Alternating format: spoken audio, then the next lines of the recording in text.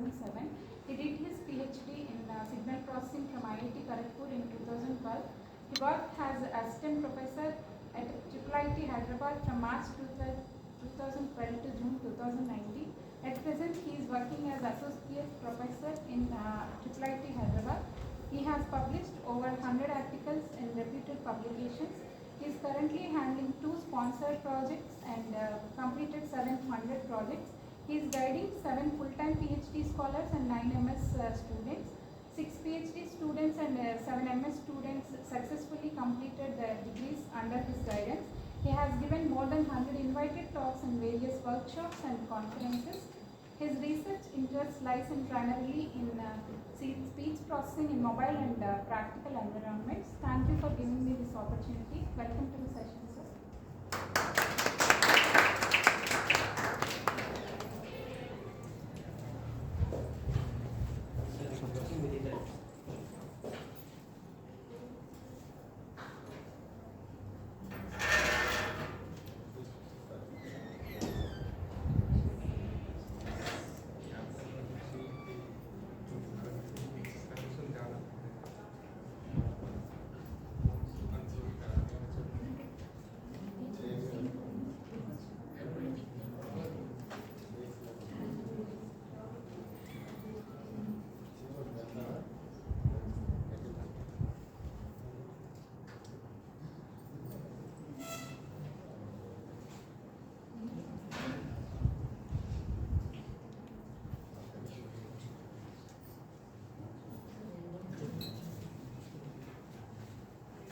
This, right?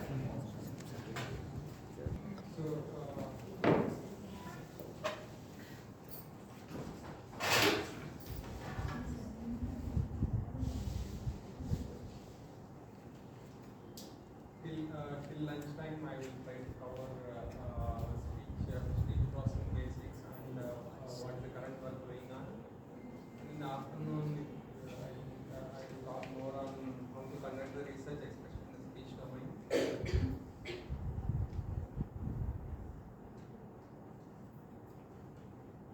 So, what is speech?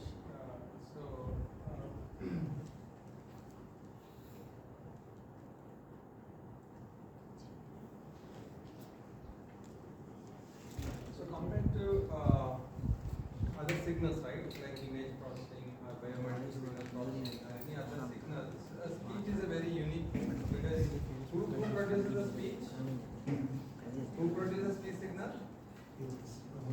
Humans, right? So good part is that today we will discuss some of especially the first half an hour to 1 hour discussion. It is funny that we are the producer of speech, but we don't know many basics of that. By the way, why we need speech processing? What is the need of speech processing? Transmitter to receiver. Transmitting signal from speaker. That is the one part of it. That is the communication part of it.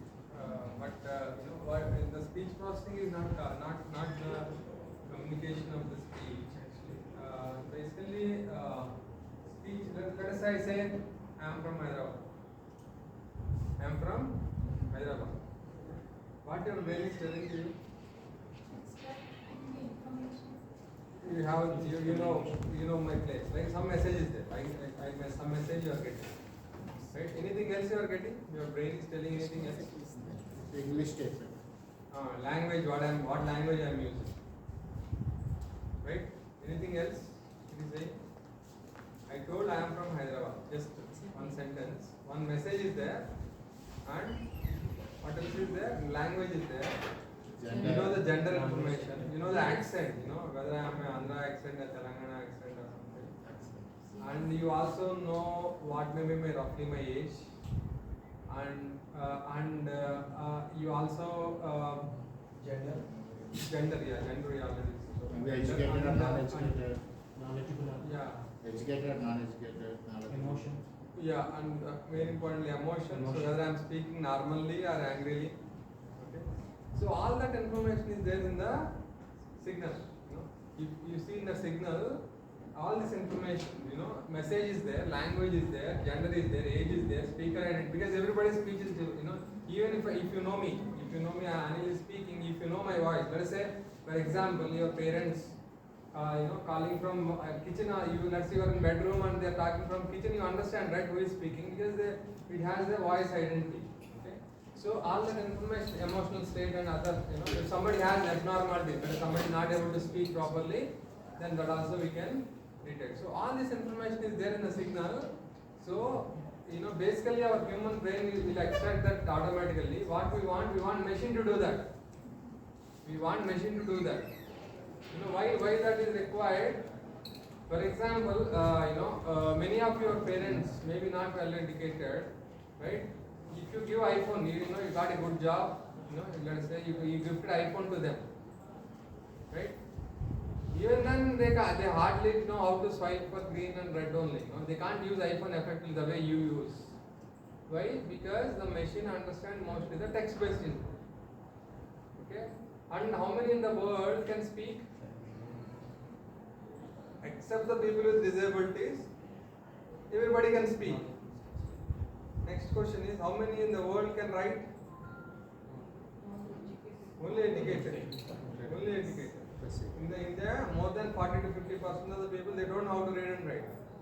It's not exaggeration. They don't know how to read and write, but they know how to speak. So that's the beauty of the speech technology is, if you develop a speech application, you can touch the lower pyramid. Okay, because many population are here.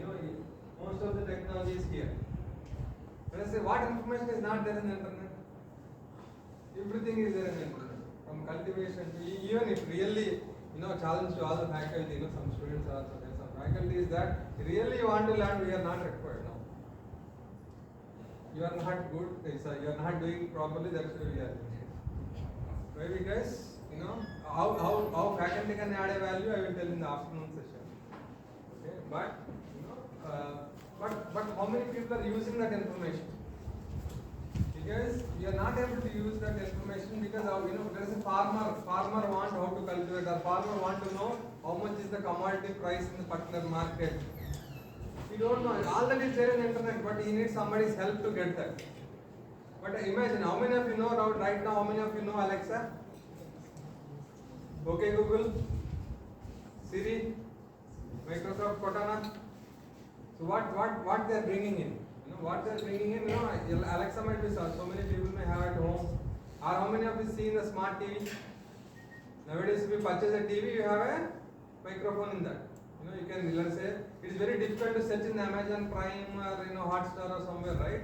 You can touch the microphone and say the movie name, so it will come.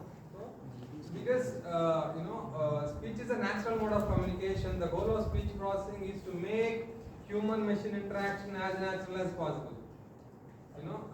That's where when my son is at 4, now anyway he's 10 years old, but when he's at 4-year old, you go to Play Store and touch the microphone and say car game.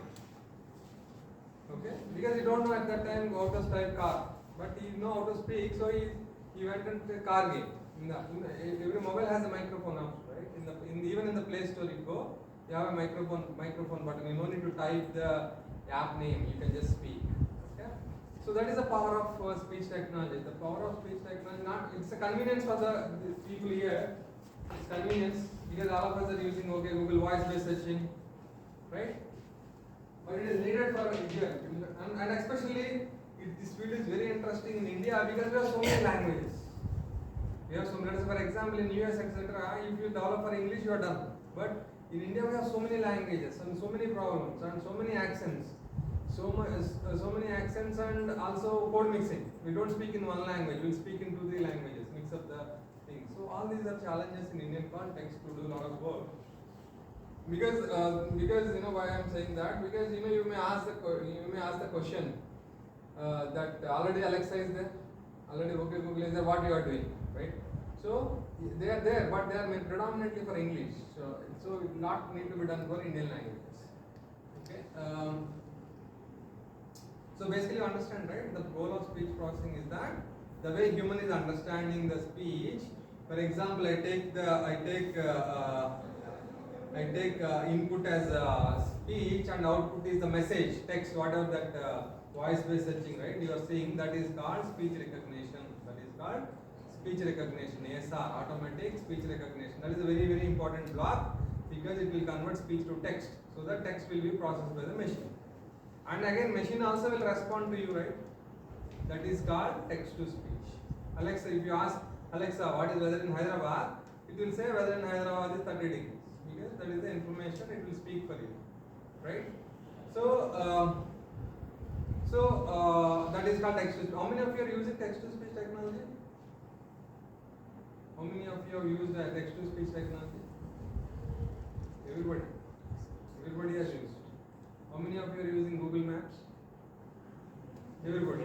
So everybody. So today I am also coming from hotel to your college. I put the microphone. So I put the Google Maps. It will say no. Yes. Go straight for 5 kilometers. Turn right. Turn left. Because Google Maps has information. So you can't. While driving, you can't see it, right? So it will speak for you. It will speak for you. That is the text to speech technology. Okay. Actually, this technology you may be not aware of those things because the one we have produced the speech is we, and the one we are using also application we, but we don't know much of it because it's happening automatically. Okay, so these two are the very important blocks: automatic speech recognition and text to speech. Okay, but here you may think that why this technology? This has an interesting story actually. So Alexa, from how many years you are listening? You are hearing about Alexa?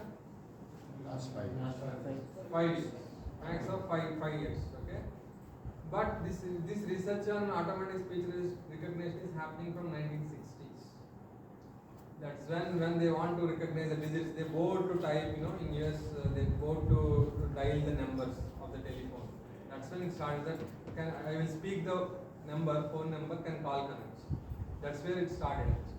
But now you can see the power of Alexa, right? Alexa, Siri, they went to next level because. Why this journey? Why this journey of 1960s to 2020 to get that Alexa out? Interestingly, our chairman, now he stepped out of the chairman. 25 years is the chairman.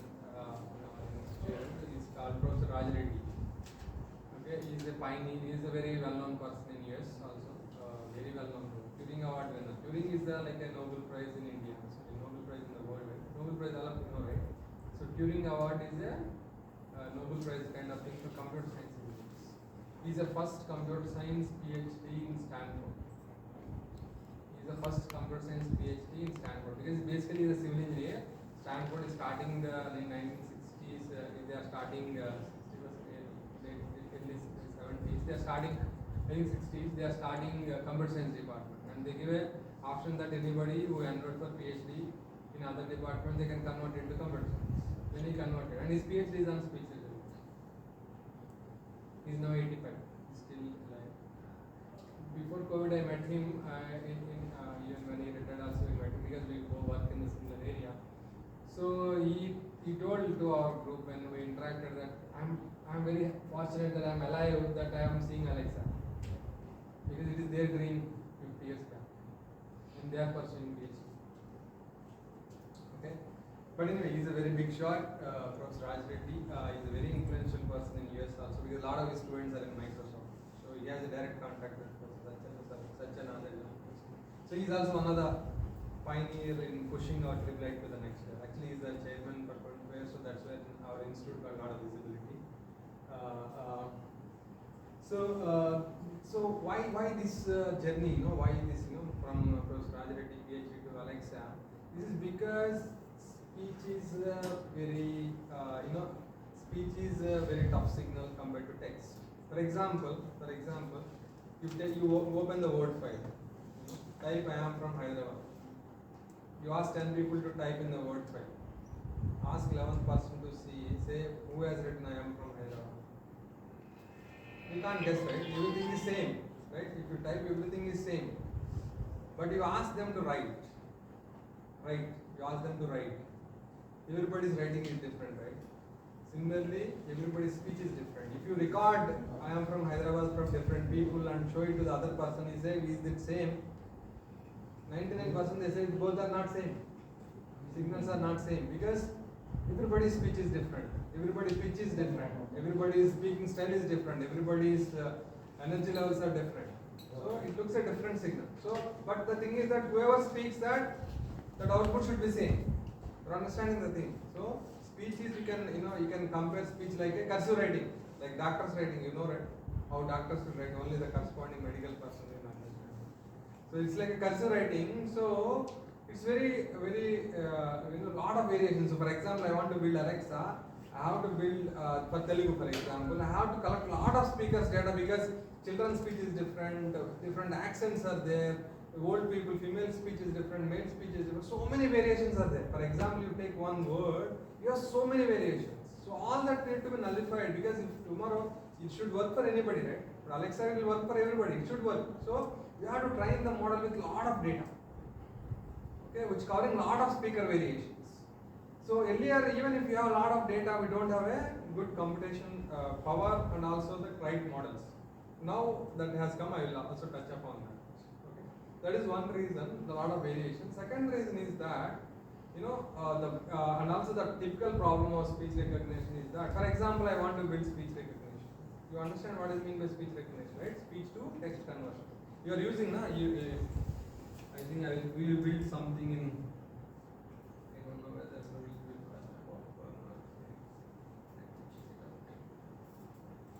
so we build it. We build up. Okay, internet is not working. Working.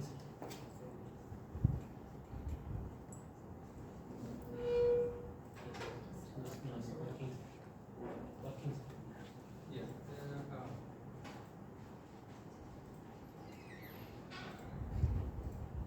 నేను తెలుగులో మాట్లాడుతున్నాను. మా దగ్గర జరిగే work గురించి వీళ్ళకి explain చేస్తున్నాను.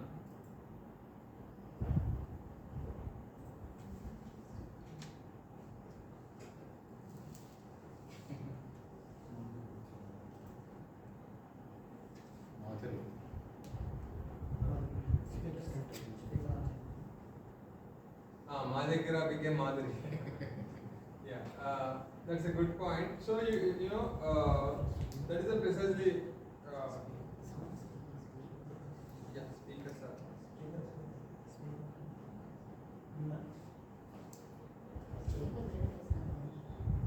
Laptop versus paper. No, that's okay.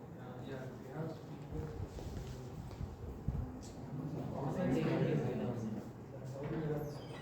Yeah, but even that sound also not coming.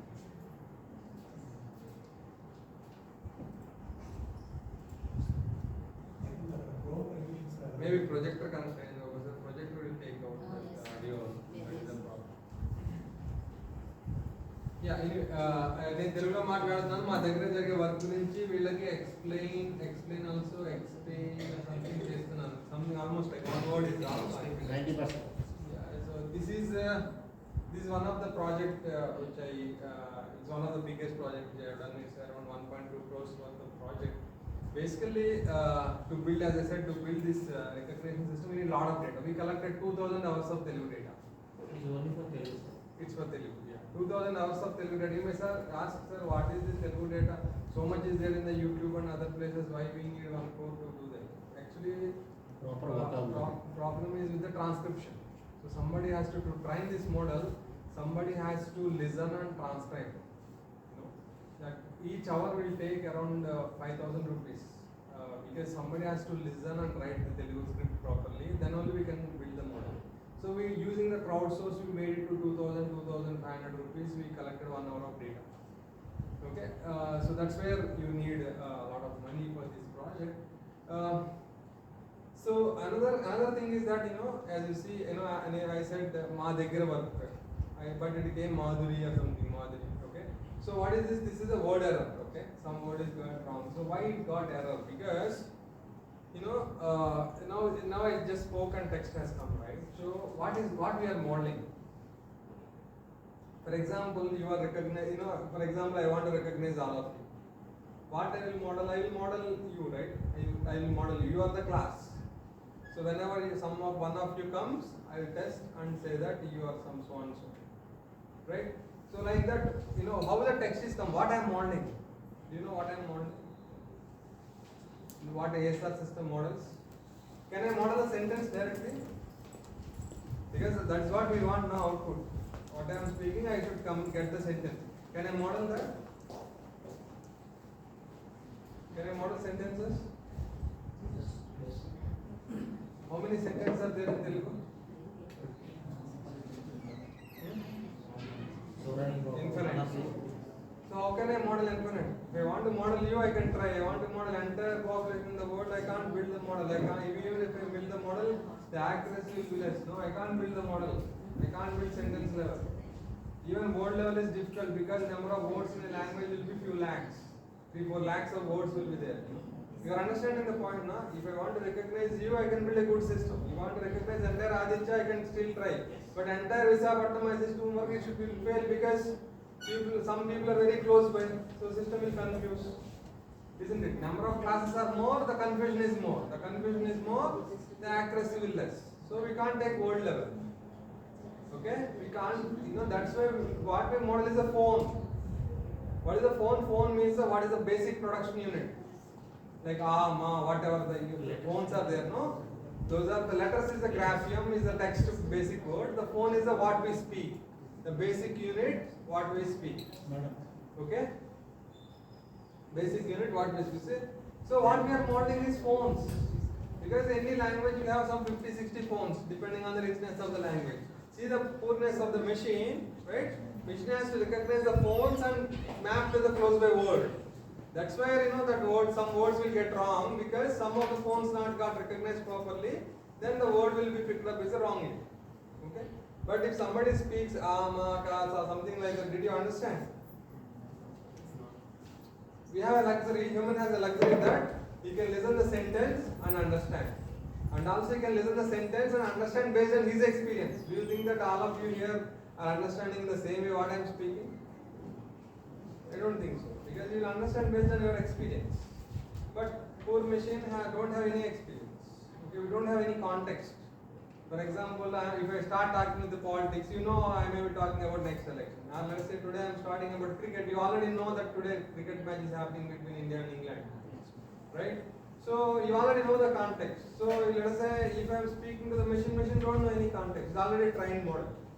So that's when this, that's why the journey of 1960s to 2020 for Alexa, because amount of data, amount of variations, the way we model, all these things are taken this far actually. Okay. Still, what is the next challenge? For example, here we have another system. This is one of my first PhD student output. Podumakkal Mahati Anusara Teliyadu.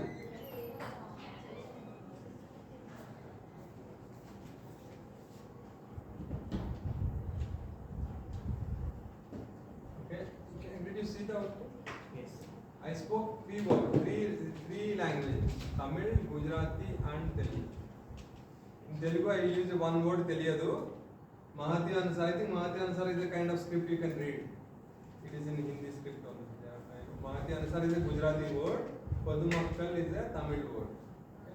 So we also try to address, for example, if you have less data and also code mixing. Let us say you are mixing up language and see, can we, it's a single model actually, it's a single recognizer, recognize all three languages. So basically our vocabulary is different languages have different vocabulary, but our phones are similar.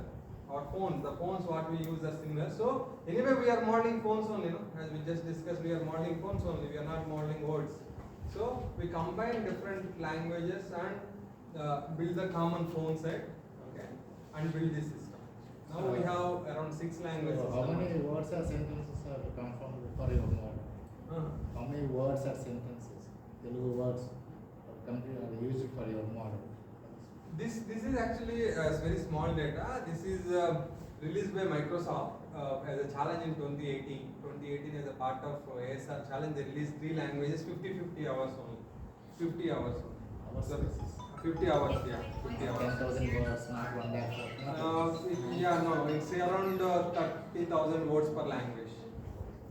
Okay, some words will repeat, some words will less. Maybe common regular words. But in this 2,000 hours of data, we covered 3.5 lakhs words. usually we measure the ASR data in terms of hours. Okay. Yeah. So this is one problem. So we also working on that how to do the this is called multilingual ASR. So how can we recognize, one recognizer can do multiple languages. Sir, some words may come in. Yeah, so it will come close by, close by what, let's say many words in that sentence are from, to be frank, it will pick up one among the languages. Okay, so we can also produce output in the common phone set also. That means you also can get the English output, let's say transliteration of English output, and this one. You understand what I'm saying? Same thing, Padumakkal, Mahatyansar, and you will get the English script, Roman script. Yes, common script. And common script. And then this one, both we can print actually. Accordingly, we can recognize. Yeah, this is one of the things, but actually, this actually multilingual ASR and text to speech.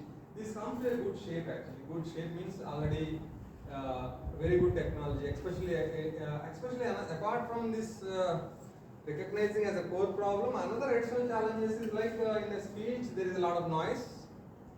Okay, a lot of noise, right? Because if you are if I use the same system in the ground or in the canteen or in your hostel, it won't work because of noise. Okay. Yeah, so and other challenges are there. Okay, if you take care of those challenges, otherwise this technology comes to a good shape. Okay, so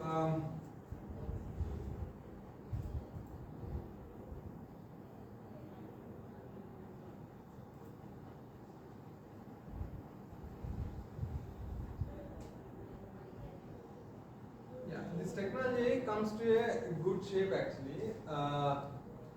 For example, I want to spend some time on this. This workshop is mainly on speech and also maybe on AI. So this, if you see here, this graph, you see the graph here. Did you able to see the graph? Yes. What lines are there? Red line and blue line. Okay. So this is the amount of data. This is the performance, right? So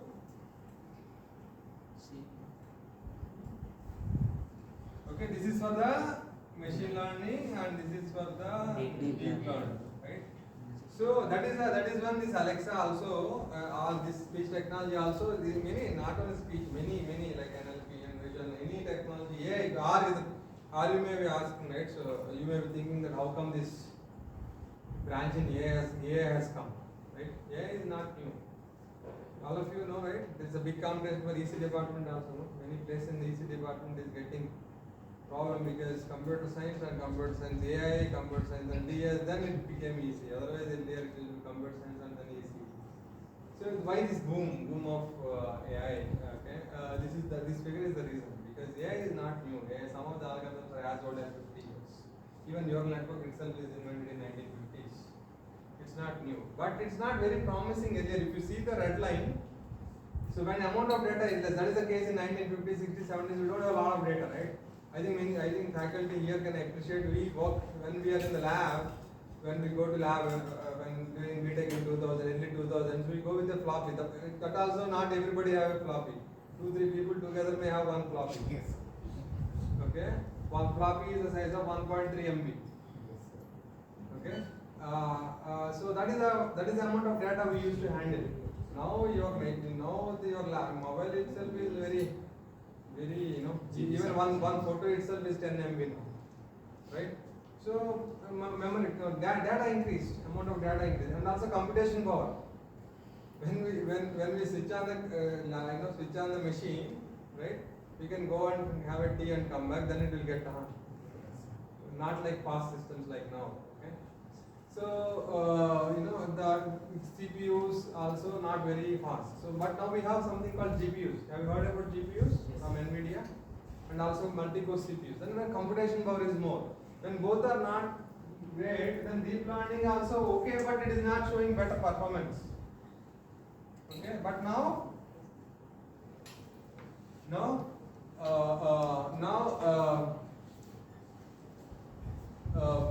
everything is deep learning, because once the amount of data increased, we have also computation power, the performance increased. And also it came to a stage of, around 90-95. You've seen the performance of my system, right? One word is wrong and almost like 10 words are correct.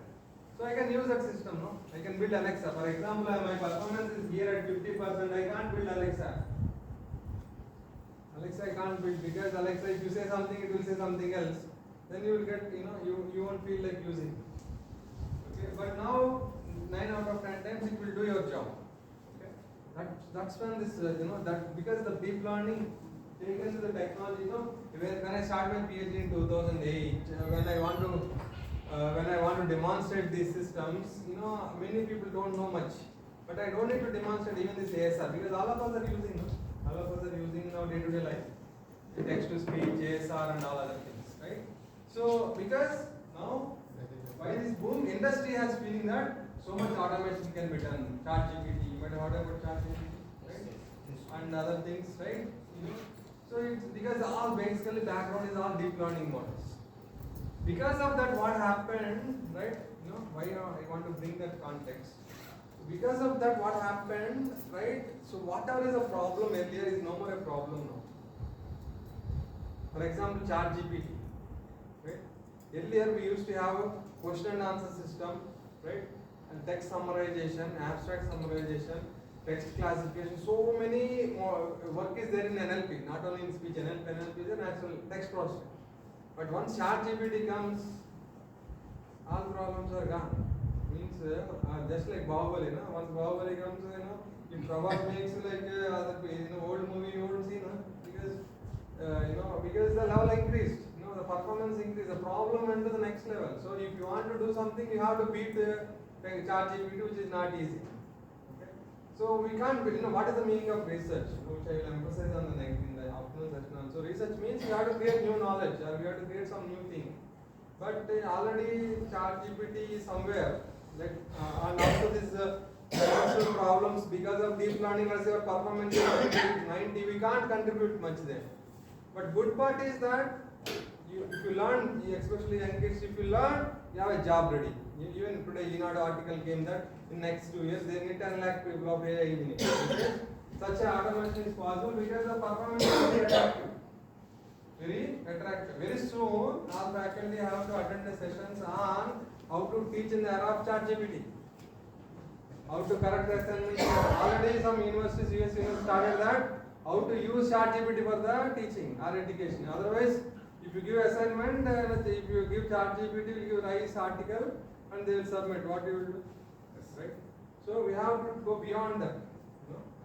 So another thing is that all these conventional problems, earlier whatever is the research problem is no more a problem now. So because of that, the researchers has a tough time now. But the students' good part is that if you learn the technology, the jobs are available. Okay? As a researcher, one of the things is that we are happy that our products, our technology is lively using. As I said, Professor Rajareddy example, right? Is very happy because this technology people are using. Okay?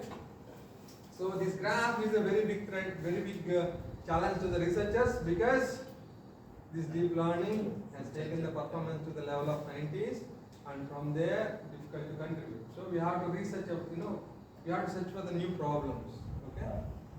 So another big change what deep learning has brought is that there are different set of problems, different set of AI problems.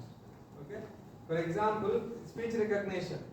Okay, this is a different problem because you are going to speech to text. That is called sequence to sequence mapping problem. What problem? Sequence to sequence. We have to map text speech sequence into text sequence. Sequence of these speeches into sequence of this, so that speech to text will happen. There is another set of problem is classification. Classification of images, for example. You want to classify the images. That is a simple, or classifying new people. That is a classification problem. Classify means you have a data, classify them into different images. Okay? That is a classification problem. Classification and sequence to sequence mapping is not same. Okay? Sequence to sequence is one problem. Classification is another problem. Another problem is like time series forecasting.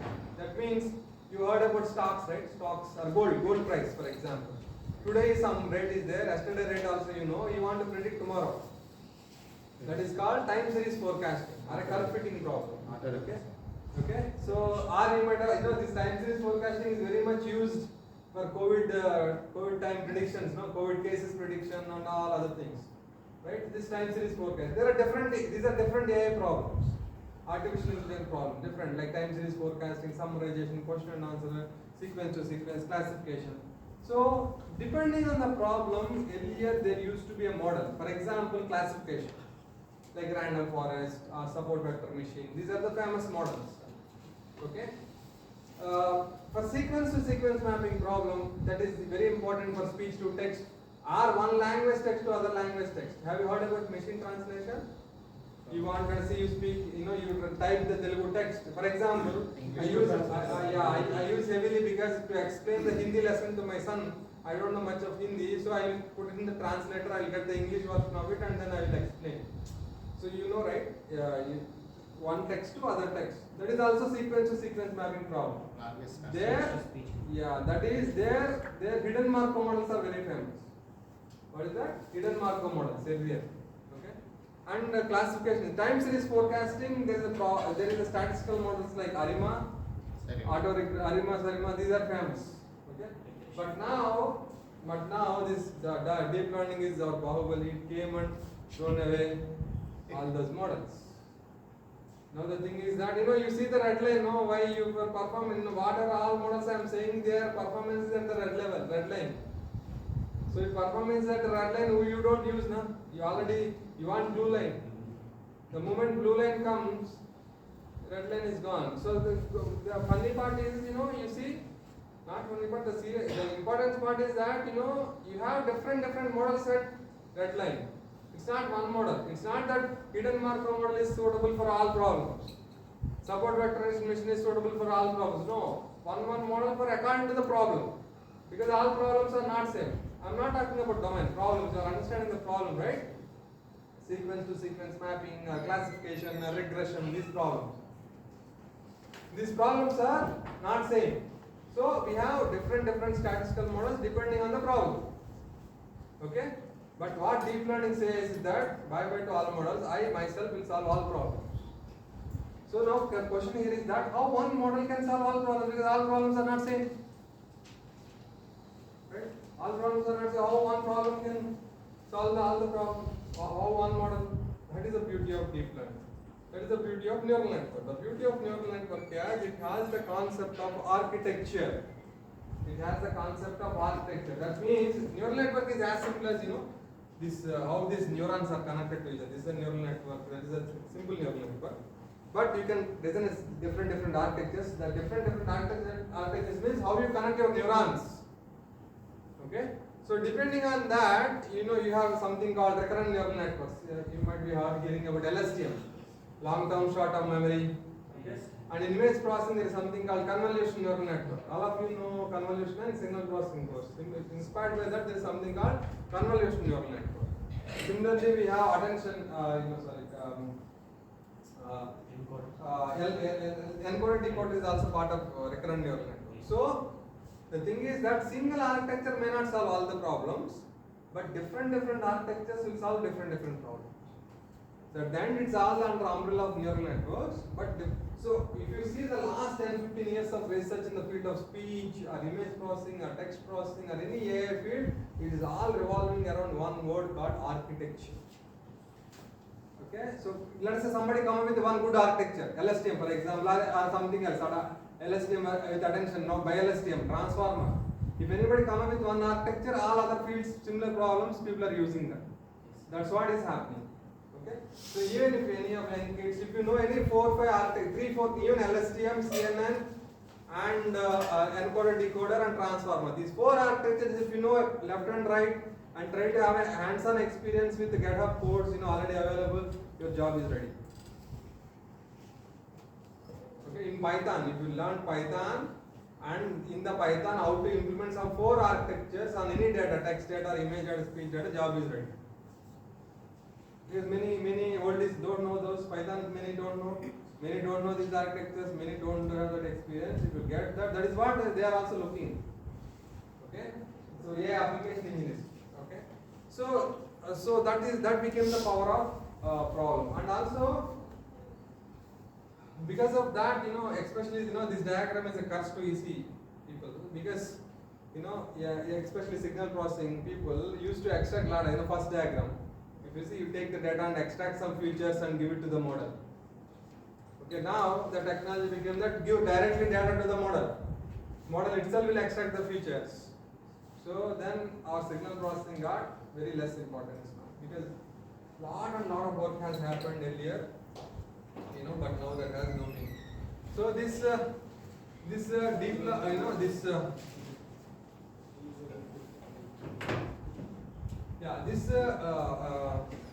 neural network popularity has 4 reasons. Okay, amount of data, computation power, performance because of actually one thing I didn't mention, and also the architecture I just mentioned, because of beauty of architecture. Another thing is the performance. I talked about architecture, I talked about data, I talked about computation power, but we have to talk about performance. How is that classical models are not giving better performance? This amount of data is not property of neural network. No, amount of data if I have, I can give it to HMM also, I can give it to neural network also, But HMM is a red line. For example, speech recognition, HMM is there for last 30 years. So much work has happened. The moment RNN come, this LSTM and encoder decoder approaches have come, HMM is gone. Because HMM performance is a red line and this encoder decoder approach performance is in the blue line. So why this has happened? Any idea why this has happened? Any statistical model, for example, you take hidden Markov model. I am telling in the layman terms. Many of you may not know much of AI, but such. So, thing is that you should. What I am trying to do is that I am motivating you to learn this neural network architectures, because you can't get away with this term AI. Even if you are a civil engineer, mechanical engineer, or you are in a business analytics, or you are in a politician, or you are in any field of the world, you can't avoid now AI, unfortunately. And I am also not saying that I am not, I am not brand ambassador for AI, by the way, okay? But why I am telling AI is a tool, just like C language, like any language or something, use it like a tool. That tool, we should not be a layman in that tool. I am not saying the tool will solve all problems, but if you are layman in the tool, you can't survive. Because even the business people, okay, they have to present to their presentation by using AI to the client, otherwise they are not able to sustain. Everybody has to learn AI as a tool. Okay.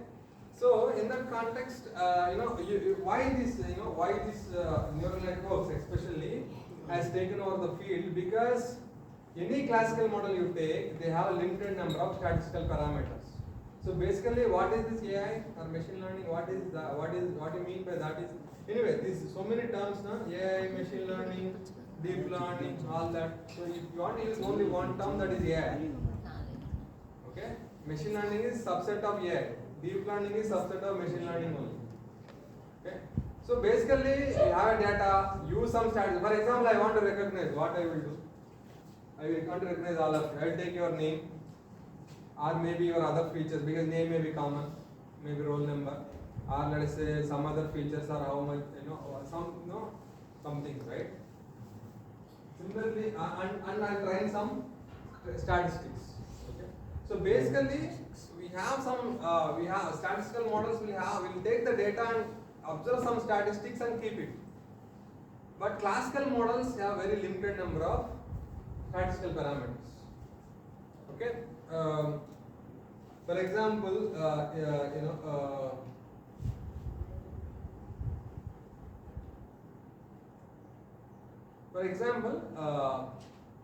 hidden Markov model. Hidden Markov model, when we use for speech recognition, it has only number of states and number of symbols per state. I don't know how many of you understand this, but don't worry. We have only max of 3-4 parameters. But neural networks have more number of parameters. These are so many parameters. So that's why they are taking more data. In simple terms, as simple as that, you have a lot of data. For example, you want to get more energy, you have a lot of food. Okay, you are going for a war. Imagine that your AI is a war. You have a lot of food. Now earlier food is not there, but now a lot of food is there. But assume we have only 4 soldiers. How much food they can eat, how much power they can generate. Imagine I have, let's say I have more food, I have more soldiers. So I can fight well, right? The same thing is a neural network. I have more data, more parameters to fine tune, and they get fine tuned and they are starting performance well. Okay? So these are so many parameters neural network has. So if you know those architectures, if you know how to play with these parameters, jobs are ready. Okay? So thing is that here interestingly another thing is that the performance is increasing like this, but our understanding is decreasing this. Because so many parameters are there, so we don't know why I'm getting 90%. I'm getting 90%, but I don't know because I'm playing with 1 lakh parameters. It is as simple. Same example. If 4 people win the war, I know who is winning the war. But let's say 1 lakh people are observing and winning the people. I don't know who has contributed to my war.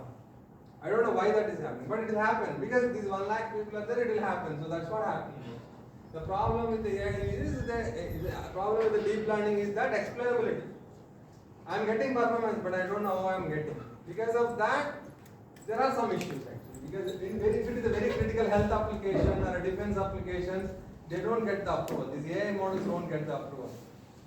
Because explainability. That is another field of research is happening. Explainable AI. Explainable AI is one of the hard fields. That how can we explain that this performance? How model is able to recognize? How model is able to give that much performance? Okay, that is a big challenge. Okay, so actually, if you see last 10 to 15 years of research, it's happening around 2-3 terms. One buzz term is the architectures. People are coming with different architectures and different mechanisms, and others are using. And another thing is the transfer learning. This is one of the things. Transfer learning. Now, our pre-trained model. That means if this diagram is attractive, for that I need to have a data. For example, I want to recognize different images in your college, or different buildings, or different flowers in your college. How many images I can create? I can create some 20, 30, 50, 100 images I can. With that I can't build a great deep learning model. But this is after all image classification problem. What I will do, I will take a model, neural network model, which is trained with lakhs and lakhs of images. I will take that model and try to fine tune with your small data, and suddenly those models are working better. You might be hearing about that YOLO, you look once, is a model from Google. They build it from scores of images and give them. Now the version 9 is going on. So you don't need to worry. They will train all the big model and give it to you. You just adopt it. It's performing better. So the transfer learning is the one thing. Okay, it's affected in all fields, image processing, speech, etc., and text also. Now people are going to the next level. Architecture is gone. Architecture era is gone, and now the transfer learning era is gone. The next step people are going is the self-supervised approach. Now I told earlier I am using 2000 hours of Telugu data. People are not satisfied with these thousands. How if you see the YouTube may have anywhere around lakhs of Telugu data. Everybody is uploading now. So much data is there Telugu. So how to use all of that to build my Telugu answer? So let's say I have only small data transcription, but other unlabeled data is there. Can the model itself will self-supervise and make the clusters? So that's where this wave to wake has come, or whisper. These are all like a self-supervised models. So now this self-supervised model, like even you might be hearing about LLMs, Yes. large language models, right? These are all self-supervised models. So they can be used as a feature extractor, or they can be used as a model. So they suddenly start performing better. But because of this, what happened is that industry is very much benefited. YouTube also benefited because you are getting jobs. Who are got more affected is the researchers. Because our conventional problems are dead. I can't say I will work on image classification or this classification. Those are all problems solved. Okay. What I mean by solved, that means it's not that 100% accurate system is there. It's not that if you cross 1992, that's it. You know, you can't go beyond that. Right? For example, human, right? Human also, you know, for example, if you, any expert you bring, if I do a dictation, 100-word dictation, you will make some 4-5 mistakes. No? Even if you are very expert, also 2-3 mistakes are common. So, if speech recognition performance reach to 95% accuracy, that means problem is solved because it is near to human accuracy. Any 5-6%, it's fine. So those kind of problems are solved. So we have to find a new problem. And also another biggest problem is the computation power. Now because of AI, what happening is that the people with more compared to the people with more intellectual power, the people with more computation power is leading the field. Okay, because thousands and thousands of hours of data people are using. You know, if I build a small model, I can't compete with the LLM, large language model. My performance won't be on par with that. Okay, so that is where the problem is actually. So still, you know, academia is still finding new different problems and new problems. You know, because we have to reinvent. You know, earlier used to be. Thing is that earlier problems used to stay at least 5-10 years minimum, but now problems are going. You know, getting solved maybe within few years, maybe even few months. So we have to find a challenging problem. Okay. One such challenging problem I will touch upon and then kind of difficult to address now because the performance are very high and industry has taken all those fields. So we have to find some new problems. Okay. And one of the problem actually this problem we are actually working on this problem, and this is also a national mission now. Okay. It's under the project called Martin. Okay. So you know it's also Prime Minister Narendra Modi, which is actually I'm not supporter of India, but it's an interest of Prime Minister because. If you observe him, no, wherever he goes, he at least speaks few words in the particular language. If he comes to Andhra, he speaks few words in Telugu. I think yesterday he was in Abu Dhabi. He spoke in Arabic language. I think the local language, Arabic only. The local language he spoke some. You see in the YouTube because if he comes here and speaks, nobody understands him. His speech is mostly useless. So unless the few words what he speaks in Telugu, nobody understands. So what is his thing is that and also to enrich our Indian languages, the main thing what now people are looking is speech-to-speech translation. That is also important. You know, even let us say here nearby location, or a member of parliament, etc. Go and talk in. Let us say they go and talk in Telugu. Many people in many other MPs won't understand, so they speak in English. Then if they speak in English, then our local people won't understand. Okay, so going forward, what they want is with a few seconds, I will put my headphone. Let them speak in whatever language they want, and can I listen the language what I want with a few seconds of delay. That is the next technology people want. Okay, that is called speech-to-speech translation. Right now it is not at live. Offline, live is also there, but not very accurate. But at least offline is there. Okay, and also coming to the education aspect, if you take the political aspect out, especially a lot of content is there in English. For example, I think faculty knows this program, SWAYAM program. I think you know, right? SWAYAM, where UGC or AICTE is giving money to the faculty who enrolls and convert English video lecture into Indian language. Okay, so per hour they are giving, I think, anything around 6,000, 5,000. I'm not sure how much. It's a few thousand rupees. But for 1 hour video lecture in English to convert into Telugu, it takes more than 8 hours.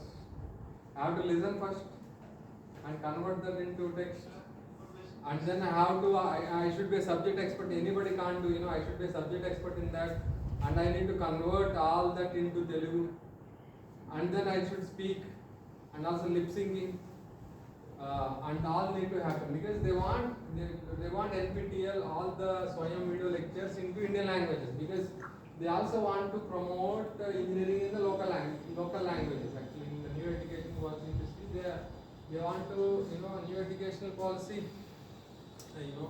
If you see the vision of it, it's a quite quite. If new educational policy comes, then many things will change actually for the students and faculty. It's a, I think if the BJP government comes again, they will implement the new education policy. As for that, many things are going to change actually. Especially they want it to be student friendly. They can go at any time, right? They can learn from They also want to promote more learning from not only from the campus learning and also from the online way of learning. Okay. So and also one of their motive in the new education policy, they started 7 engineering colleges across India in the local languages. Okay. Because maybe to preserve our Indian languages or to enrich our Indian language. If you see, I saw a few professors in Japan, especially Japan. And a few countries, they operate, even though they are professors or directors of the institute, they will operate their mission in their local language. They have software for entire software in their language. Okay, because it will increase their privacy, it will increase their, enrich their language. Okay, in that context, this Bhashani has come actually. And with the more, across India, many IITs and IIIT is also playing a lot of role. When this Bhashani come into the picture, it's 4 or 5 years back, this idea started actually. Then somebody told this problem of speech to speech is solved problem. It's already done. Microsoft or somebody already has technology. Not much to be done is the one. And academia asked for anywhere around 400 crores for this project over 5-6 years.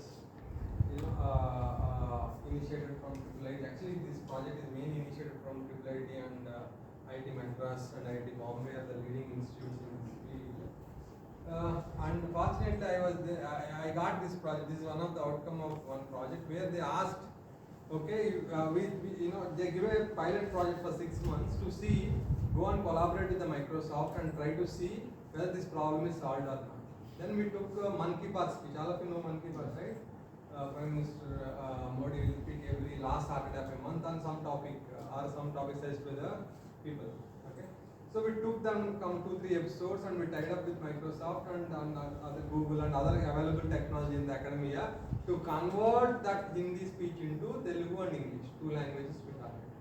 And we have shown that that is not acceptable quality and also a lot need to be done. Then people have convinced and that big project. But anyway, we thought in a different way, but later as the big figure of 400 crores is there, so many players came and it planned initially in one way, it is happening in a different way, that's a different matter. But this project called Bhashani and also what Prime Minister wants actually is that in going forward, when he speaks, he wants avatar, a virtual avatar of him speaking in the local language. Okay, it's not, the technology is not at there right now, but maybe in few years, that's what they want. And also he is participating in this Pariksha Pe Charcha something, right? When Mr. Modi is participating in one live debate where different parts of the different state people are coming and asking questions. So he wants that also, let students ask in the local language, let it convert on a flight to English, okay? Or the language what we want, and also let Prime Minister speak in Hindi or English and let it convert to the language what we want. You want more, by reducing the language barrier. So this Bhashani is the one problem, and also this problem is not yet solved actually. Okay, it's a very interesting problem also. Going forward, if you ask what were the challenging or interesting problem in the field of speech, is for example, I want to do automatic dubbing of a movie. That is a goal. That has a lot of challenges. Again, speech don't confuse with audio. We are not mixing up with music. Music is not involved. Only speech. So for example, even I have a talkie part of a movie. I want to convert from Telugu to Tamil, for example. So very tough problem. Why? Because I have to convert as if like that speaker is speaking in Tamil. For example, right now I will show you this demo and talk actually. You listen this demo. Speech Lab, IIT Hyderabad. To to show you a demonstration of a complete end-to-end pipeline of speech-to-speech machine translation for broadcast speeches.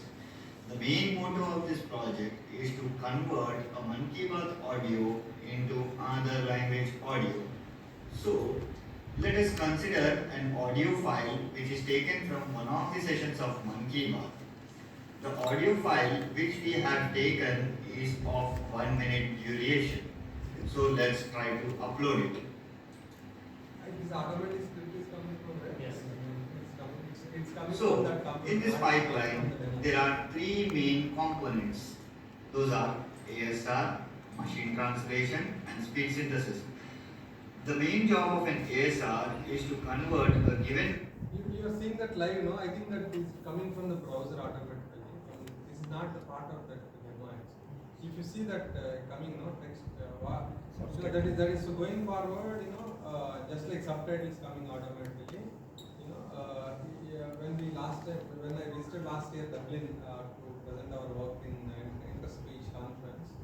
So they also, when keynote speaker is speaking, they tied up with the Apple and the text will come, because that is more important in those conferences, because now it is our Indian person, my scholar is speaking, we will easily understand, but the American is speaking English or some European speaking English, we don't understand. Then we need the text. Okay, going forward, we don't satisfy even with the text. What I want is, I want the text. Right now, that is also there. The text in the local selected language. So just use a machine translator quickly. That English will be converted to Telugu. Next is, I don't want in the text. I want the speech. I want the speech. I want the speech in the local language. Going forward, I don't want even the speech. I want speech as if like that person is speaking. Right now, you will get a speech, but you will get a speech where TTS is available, text to speech, like a railway announcement. Right? Whoever gives the input, railway announcement will come in a one tone only. It won't come like customized voice. Okay? So going forward, as let's say Mann Ki Baat, if you take, I want as if like Prime Minister Modi is speaking in Telugu. Okay? Right now, whatever Telugu TTS is there, we'll use. You will see the demo. But going for and that is one level. Next level is not only that. I want the emotion. For example, movie. Why I told the example of movie? Because it's not only that person is speaking, that emotion is also need to be carried. What is more important in acting? Acting is the emotions. For example, some sentence you converted into other language, etc. But if you speak normally, the feel will go off. So that is why this problem is very big. Audio into corresponding text. Machine translation. In machine translation, it takes text as an input and tries to translate to destination language. Whereas in speech synthesis, it takes text as an input and tries to synthesize to corresponding speech. In this platform, we have integrated ASR's API from Google, Microsoft and CDAC.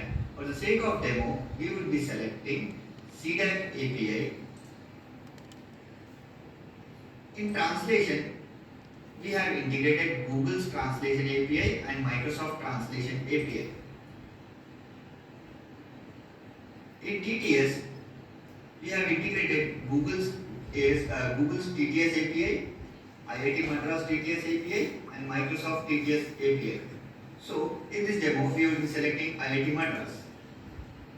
So, the source language here is Hindi, and I would like to convert Hindi audio into Telugu audio.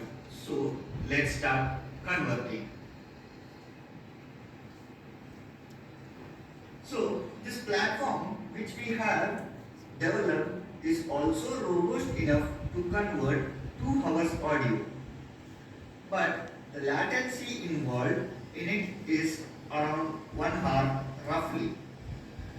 So we have uploaded a 1 minute audio duration file. So it would take nearly 30 seconds to complete the pipeline. So the ASR output is towards left and translated output is towards right. This is the ASR output text. This is the translated text. Let's hear the TDS output. ప్రియమైన నా దేశ ప్రజలని, ఇది నా సంతోషం కోసం మన్ కీ బాత్ నా ద్వారా కోహిమా నుంచి కాశ్మీర్ వరకు కన్యాకుమారి వరకు దేశవ్యాప్తంగా పురినందరూ ఒక్కసారి పలకరించే అవకాశం వచ్చింది. హలో మీరంతా మన దేశపు ప్రస్తుత వైవిధ్యం, ఈ విషయాన్ని గుర్తుంచుకుందాం.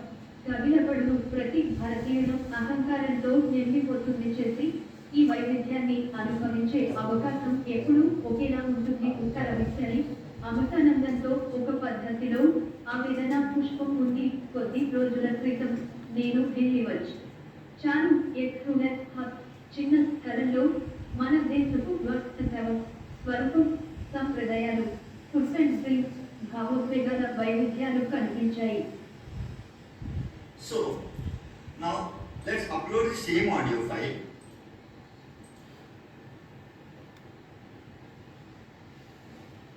And select Microsoft ASR, translator Microsoft, and speech synthesis also Microsoft. Source languages as it is Hindi, and I would like to convert Hindi audio to English audio. Let's start converting. In this pipeline, the first block is ASR. The ASR tries to convert speech to text, right? And the next block is machine translation. The output of an ASR is fed to machine translation so that it can translate the ASR output text to destination language. Here, the destination language is in English, and the translated output is fed to TDS API. So, the output of translation tries to synthesize and generate TDS outputs here.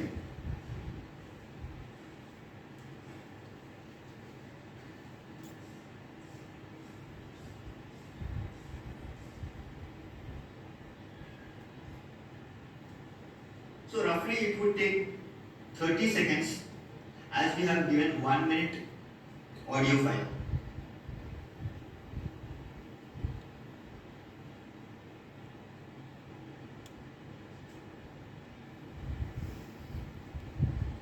Yes. This is the ASR output which is generated from Microsoft's API, translation from Microsoft, and synthesis is also from Microsoft. Let's hear the synthesized output. My dear countrymen, these are my good fortune. We through that Mann Ki Baat. From Kutch to Kohima, Kashmir to Kanyakumari, all citizens across the country. Then there is a chance.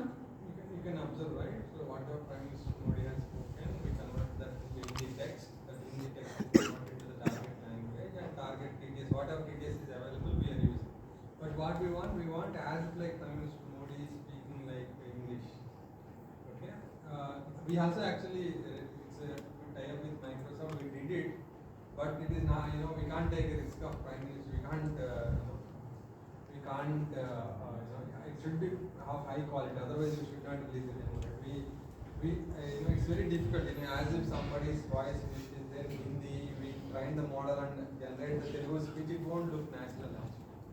So we felt that Microsoft rules not allowed that demo to be released because it is a Prime Minister. If it is our own, we have models we can generate our speech. But even if quality is here and there, it's fine because we can't take risk at the level of Prime Minister, so we didn't use. So going forward, that is the technology. What we want is, if you see, this is the offline mode. Even we have modular approach. That's why it is taking a lot of time to get it done. So you have to use parallel systems and get. Our goal is that as less time as possible. If you see the good part, while this demo is playing, you have seen the live text, right? Live ISR output. That live ISR should go immediately to the FT and then go to the TDS. So that live target language will. But here the problem is actually, what if I get whatever the text you is getting now? What if it has errors? I should not mention it, but if you observe it, Mann Ki Baat is come as Mann Ki Baat. Okay, so baat word is not there. So how to take care of those errors? Because I can't jump. Multiple language words are added, then That is a problem, no? Because especially one problem is multi-language is a problem, and also sometimes this monkey bar. Whatever may be the language, this monkey bar should preserve same. I should not say Manslo Mata in Telugu. I should keep only the monkey bar only, because that is a name given to the program. So that should not change. There is some domain words are there. That domain words should be preserved. It should not be converted. Okay. And more importantly, imagine you are what application, that the big project, multi-hundred crores of that project, they have targeted for the video lectures, like NPTEL lectures to Indian languages. The problem again with this Prime Minister Modi's speech is very easy to at one level, because it's a very highly it's not live speech. It's already recorded and curated proper recording. But if you are delivering a lecture, lot of issues are there. Environmental noise and other things are one issue. Another issue is that disfluency. What do you mean by disfluency? That means when I am giving a lecture, I will say, see that, or I will say, okay, okay. And those are no meaning in the context, right? Okay is a filler word. Or I may be thinking something and I say, okay, understand? Or something, but that should, how to take care of the translation. How to detect them and take care. And also sometimes we, I use the word frequently. And also, so sometimes we correct the sentence. We tell something wrong and we correct it again. Or we don't speak complete sentence. We'll cut the sentence in the half. So all these will be taken care. Disfluency, errors in the ASR. So right now we can't say this speech to speech is completely can be automized for at least for the educational application. Because education application we don't want any errors, right? Because it's for the educational content. But let's say it is like application like parliament, etc. Even few words are wrong, that the person may observe and understand. Or let us say you going forward, you go to Delhi, you don't know how to speak Hindi, you can use this app Speak Telugu, that Hindi output will come. You can those apps are there. Even if you see in the YouTube, few years back, that product is there in the Japan or in Germany. If you go there country with that app, you can speak in the language or English, it will be converted into the target language. So that language barrier won't be there. Okay, but that application is okay. That application is not a critical, right? Even few words are wrong, it's fine. But educational application, you can't take risk. That's why, let us say right now this Swayam lectures conversion is happening for 1 hour. Let us say it is taking 8 hours, 6 to 8 hours to get that. Now our goal is to how to minimize that 6 hours to 2 hours. That is the goal. It's not that we can't replace the human with this technology, because you can see a lot of errors. Lot of errors is there in the ASR output. That means text output. Again, somebody has, the main problem, if you see, in the live, when the live is coming up, right? Live the text. So how to know this is a sentence boundary to give it to the machine translation? If you want to give it to the machine translation, right? From converting English to Telugu, for example, we need a proper sentence, or we need some meaningful segment. If you take one word from one sentence, 2 words from other sentence, and give it to the machine translation, it won't work. You understand, right? If you want to convert, let us say you give proper sentence, there is a technology to convert into another language. But the text, whatever you give, should be proper. That is the problem. Text to speech is okay, but another problem in the text to speech is, as I said, creating that person's speech with the similar modulation, similar emotions. Okay, so that's why this problem is still very tough problem, and a lot of work can be done. A lot of PhD works can be done in this space. Okay, and another problem, which I am actively working with my scholars. In AAICTE, I am the one faculty who graduated more PhD students. I already graduated 6 PhD students already graduated, and another 7 are working with me. So in last 5 years back, we are at the dead end on the problems what I am working because of this deep learning. As I said, right, deep learning performance are very high, and conventional problems are dead. And then we stopped our work and seen where I can whenever I give a problem to the students, the problem should lie for another 4-5 years. Because you submit these after 4 years, 5 years, so the problem should be challenging enough. So we stopped our problems and we started problems looking in this direction, speech to speech. Another direction which I actually working is on medical speech, okay, where lot of data is not there, medical data, and their deep learning is not so dominative because transfer learning won't work in speech because of speech has a production mechanism. So especially this medical field, medical speech, that is called speech pathology is what actually it is not in new only I unit or something. It's a problem across the world. Many researchers are stopped. So whatever they are doing currently is not meaningful because already industry taken over and the performance are very high. So what to do next? So many people have moved towards speech pathology. This speech pathology has 3 dimensions. One is like whether the speech is normal or any problem. Whereas for example stutter. Stuttering means you know nothing, right? Nothing. Or dysarthria, Parkinson disorder. These are the common, a lot of 100 plus disorders are there in speech. Okay, some of the common ones you know is stuttering, you know, right? Stuttering may come by birth, maybe after stroke, maybe with stress. Okay, and another thing you may know is a cleft palatal speech. That means somebody's nose and mouth is not well separated. Okay, another problem is through age etc. You get Parkinson disorder. Okay, these are and also you might have seen autism people, right? Autism, people with autism. Okay, these are the different cases, common cases. Apart from that, there are so many disorders are there, speech disorders. So in these disorders, the problems are in 3 dimensions. One is speech is, for example, you take stuttering. Whether speech is normal or stuttered. Okay, that is one level. Other level is that once you know it is a stuttered speech, how much severity it is.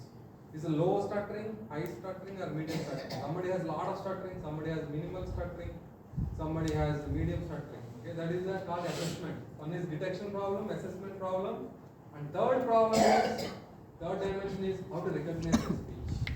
Somebody has stuttering still, you know, you want to use Alexa or you want to use something, how to recognize their speech. Right now the technology is you have to speak properly, then only system will recognize. If your speech is with these issues like dyslexia, autism and stuttering, how to recognize that speech. So that is a not solved problem. So people are now working in that direction also.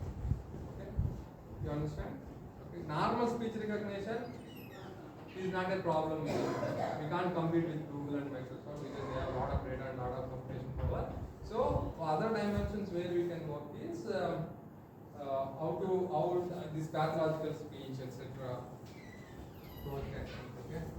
And more importantly, if you want to do a research or if you want to do it, especially if you are a BTech guys and want to do project, so please try to do in the deep learning. Okay, if you have resource issues, because deep learning requires some good computation power, right? You can at least on the BTech project level, you can use Google Colab. Have you heard about Google Colab? Yes, sir. Yeah, Google Colab give at least 1 GPU for 8 hours. Okay, you can run some minimal things there. Okay, yeah. So so don't go. And also, I should not say like this, but the fact is that any area, especially any area, if it is not new means maybe the area started in 2, 3 years or 4 years back, fine. Let's say you are working on an area which is maybe there from last 10 years.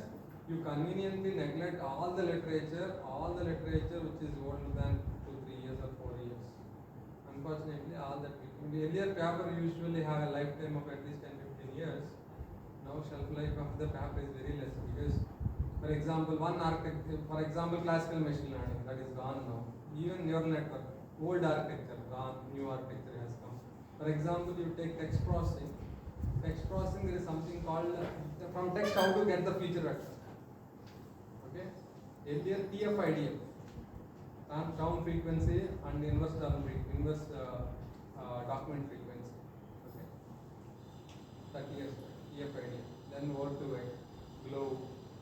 Okay, and doc to vec, and then Elmo or something, and then this BERT has come now. BERT has become BOT has excellent. So if right now let us say excellent or BOT is the state of the art embedding, you conveniently neglect all other, unfortunately, because they are nowhere near to this performance of this latest embedding. So that's how technology is changing actually. Okay? Our literature survey should be very. You have to, if you want to especially do a research, you have to read every month actually, every day in because field is fastly moving. Okay. So that's why, you know, if I prepared, I have 80 plus slides. It's my website. You can see that. But I don't want to discuss much on those because some of those I want to convey only one message. 40 years of any problem in the speech has 40 years of history. In that 30 to 35 years is the classical machine learning, which is conveniently you can neglect. Because we are don't want to use that. Whatever may be the problem, in fact it's not only speech, any field, speech, text, image processing or biomedical signal processing, any application you take, it's all about boiled down to neural network architecture. If it is a classification problem, LSTM or BiLSTM or with attention, this is the architecture. If it is a recurrent neural network problem, like a sequence-to-sequence mapping problem, that is also encoder decoder architecture or LSTM architecture. If it is an image classification problem, it is all about CNNs. Okay? Any problem you take, it will be boiled down to neural network architecture. Okay? So, in that way, there is no point of discussing, I have done this, people have done this, people have done that, but that has no meaning now. Okay? So, that is the one significant change. So, as I said, right, you know,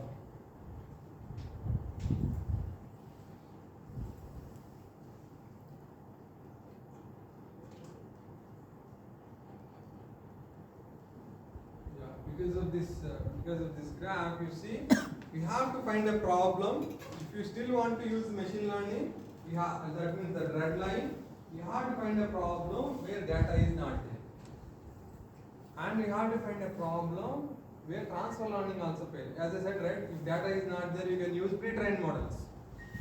Okay, or transfer learning. Transfer learning means already, you know, we have trained a model with some data, and we will transfer that learning with a small data. So wherever that fails, then only you can use classical machine learning. Otherwise, it's all about deep learning things. So speech pathology is one such area where we can still data is not huge. So along with the small deep learning, you can also still use the machine learning, or you can use still signal processing or something, because that is a distorted speech. That's where we found some space where, you know, lot of my PhD students currently, if I have 7 students, some 3-4 are working on this problem, other 3-4 are working on main 4 other speech recognition or speech-to-speech translation problems. Okay. So in that context, this is one of our work which we demonstrated in the speech Dublin, Ireland recently.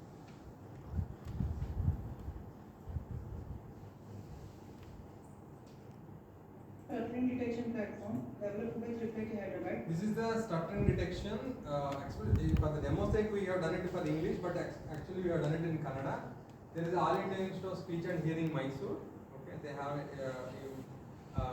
institute in Mysore. They deal with stuttering and different speech pathological problems. They want a software where speech is given. They want to create a report. How many stutter events are there? Stuttering means, you know, right? Nothing. If somebody has stuttering, they will try to repeat the word or a part of word or a part of sentence, or sometimes there is a blockage before pronouncing something. There is a blockage. Okay, so we want to give a report how many such events are there. So this is a software which we end-to-end we developed. This is a tool for detecting speech discrepancies. Let us see the demo of the tool. First, we need to create a new user by hitting sign up. There are 4 different types of users in this platform: super admin, doctor, and patient. First, let us see doctor.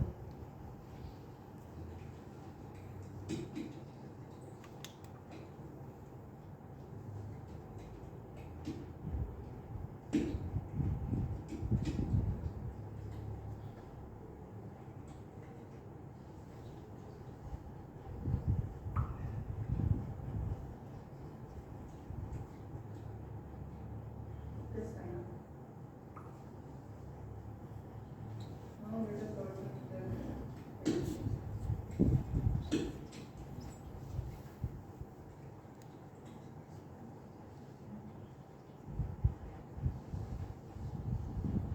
Now we can see the option of creating new test. Let us create new test. Here we need to enter the demographic demographic details of the patient. Case name.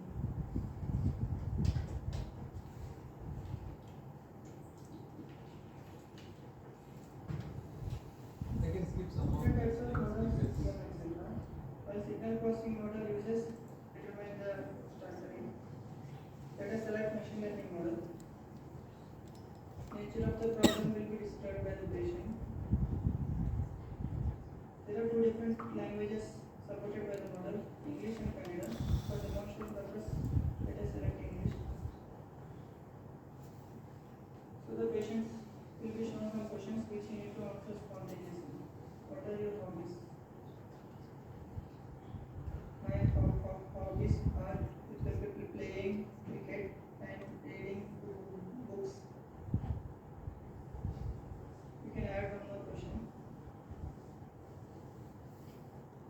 I live with my parents and grandparents in my house. Like this, we can add some more questions or continue. Now, some passages will be shown which he needs to read. London is the capital city of England and the United Kingdom. It is one of the biggest cities in the world. People from different parts of the world come to see the city.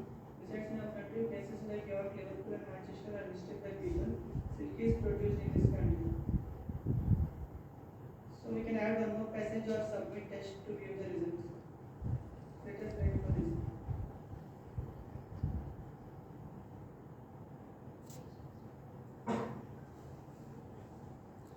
Test created successfully. We can view the report here.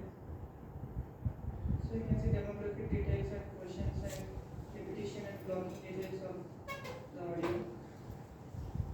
We can download the report by clicking download report and save it to local machine.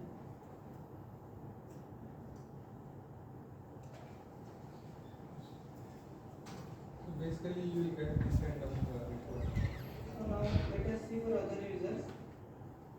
We created admin and supervisor account already for demonstration. You understand, right? So it will take input as a speech, and the good part here is that not only build our model, we build the end-to-end solution.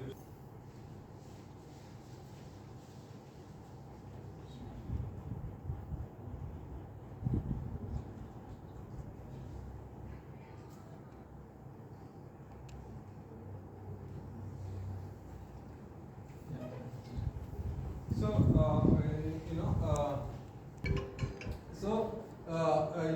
the logic behind the Kachitadapa is Lar Kakagagana, for example. That is because Papa. So, for all those things, your lips has to close. But if it is voiced, if it is unvoiced, it's Pa. If it is voiced, it's Ba. Unvoiced, Pa. Voiced is Ba. Okay? And aspiration, Pa. If aspiration is there, that is called different sound. Okay? And another thing is called voice and unvoiced and nasals. What is mean by nasals? That means, for example, you take Ma. For Ma, along with the oral cavity, your nasal cavity also involved. Ma. By closing your nose, you can't produce the sound Ma. You try to close your nose and produce Ma, it won't. That's why when you have a cold, right? Your speech is different because your nose is blocked. If your nose is blocked, that airflow won't be happen properly. Okay? So, and there are other vowels, other consonants called Yaralava. Okay, Yaralava are different sounds because they are neither consonants nor vowels. Wa. That means you are not completely opening, not completely closing. That's why they are called semi-vowels. Okay? And there are something called fricatives where your excitation is frication, like ja, sha. There where your excitation is slightly different. It's not like complete voice or unvoiced. It is like a different friction. That's why they are called fricatives. Okay? It's not that all languages will have all sounds. Depending on the richness of the language, these sounds will present. Okay? Depending on how much you open, depending on your tongue position, your vowel changes. A, E, U.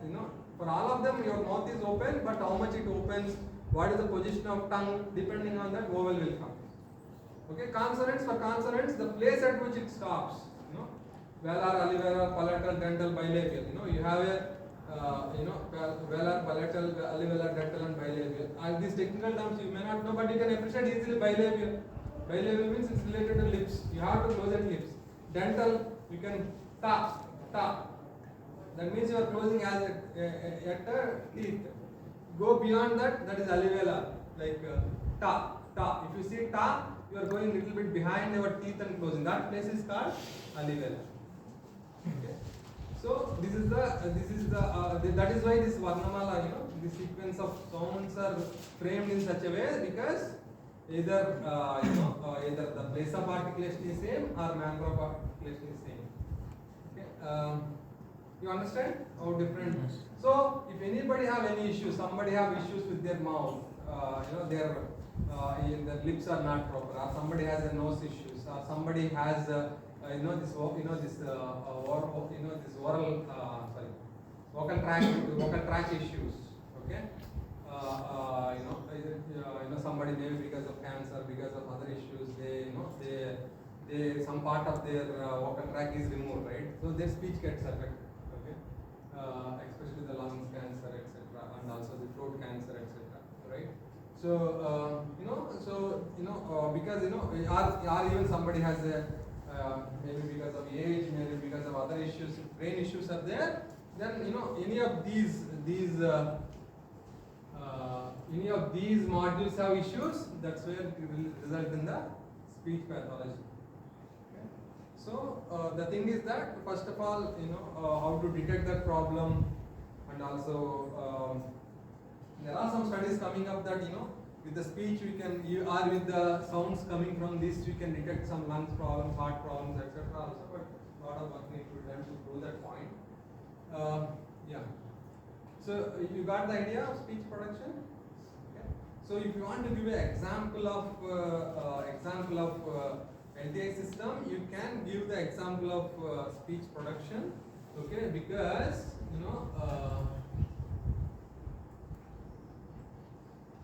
there is a software called WaveSurfer. Okay, you can download it.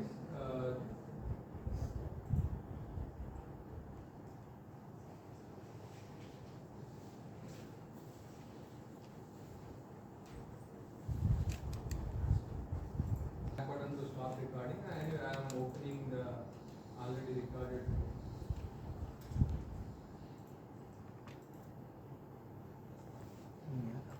Select waveform.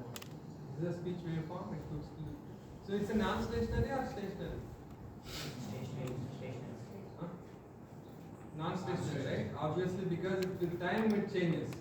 But having said that, you see here, if I zoom it and show you.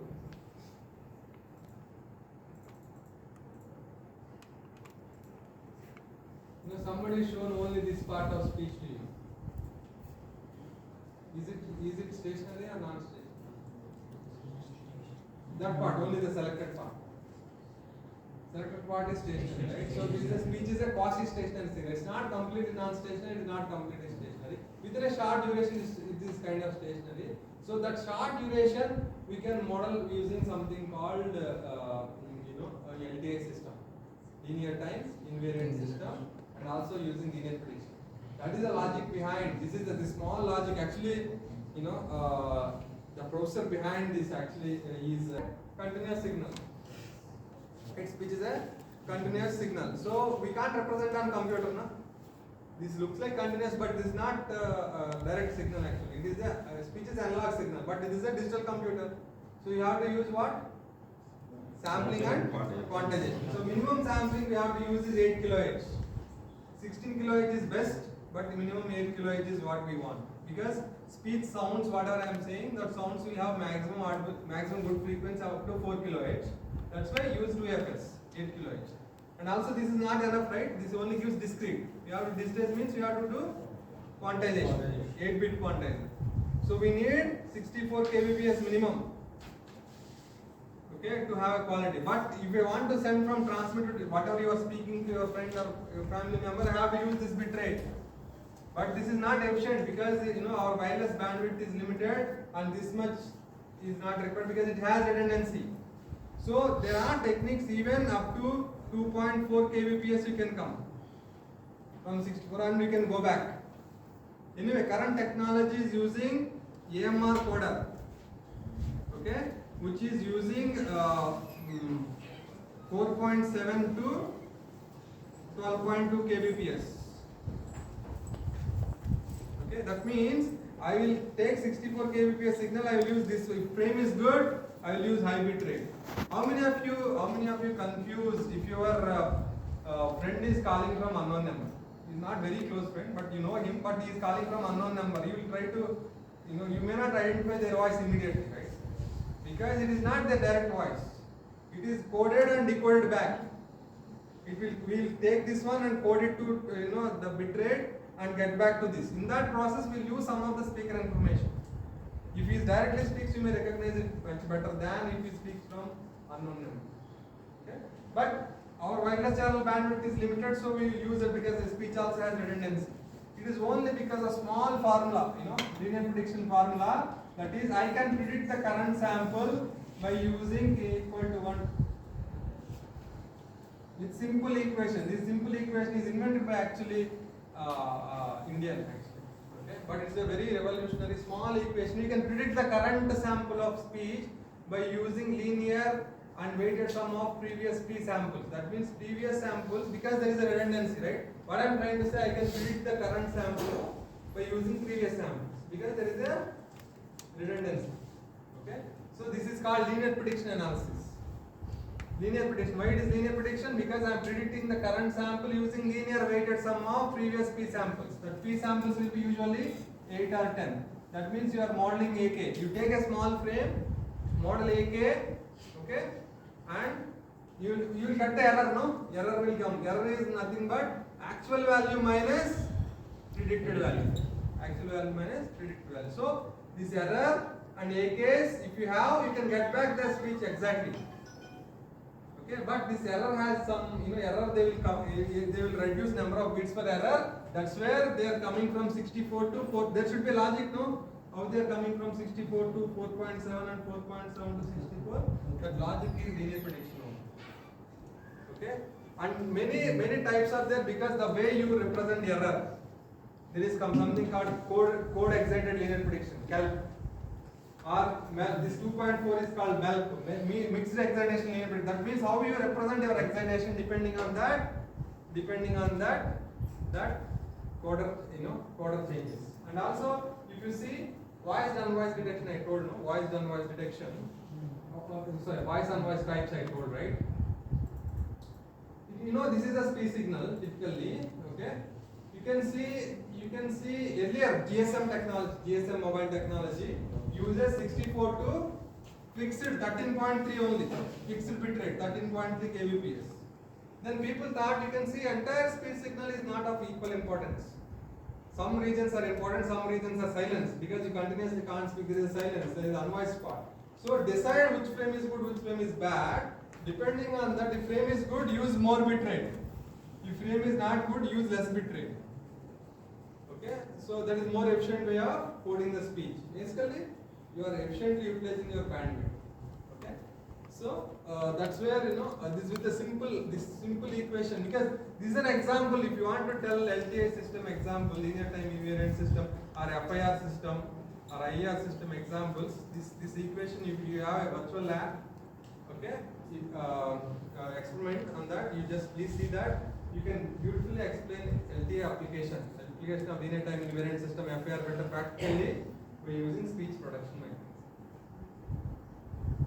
Okay.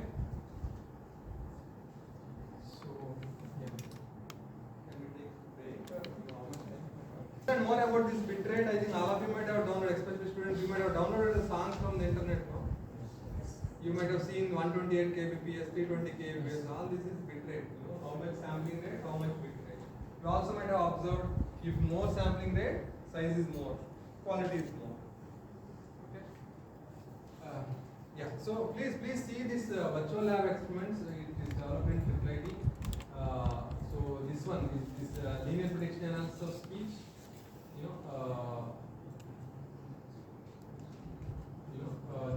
This is how we can model. Is it open source or Open source. Open source.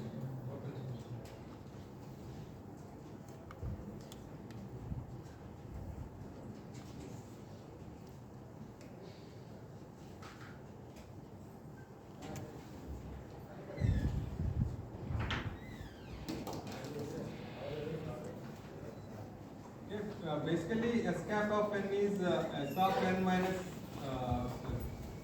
sigma k equal to 1 to p S of k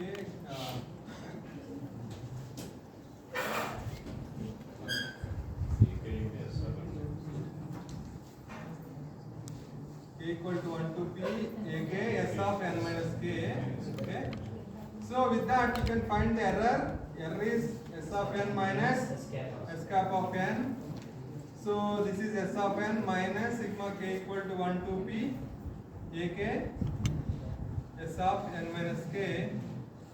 And if you use the Z transform on both sides, it will be E of Z equal to S of Z minus sigma k equal to 1 to p ak Z power minus k S of Z. So for example, what is the speech production? Speech production is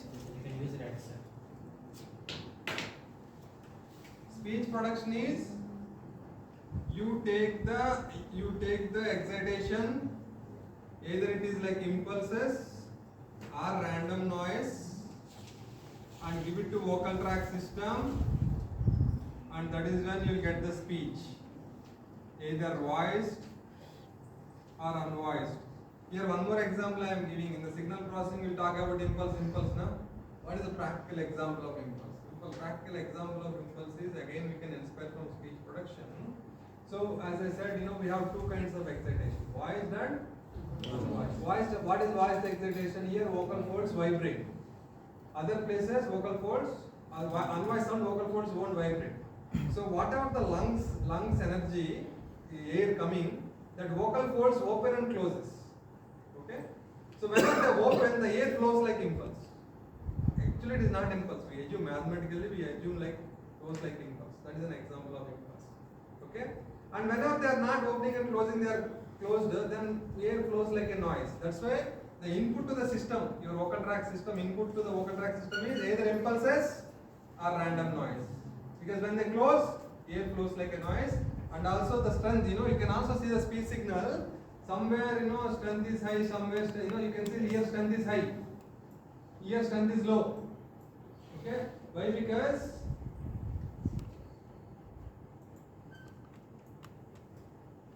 these regions, these are unvoiced regions. Okay, these are, and also this periodicity, whatever I shown, won't exist there because it's like a noise like excitation. But here it is like impulse like excitation.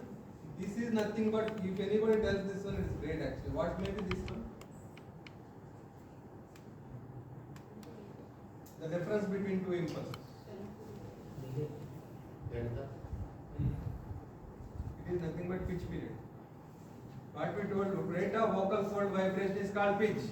So that vibration only I am representing. When they open, air flows. This is the next opening. This is the difference. This is the pitch period.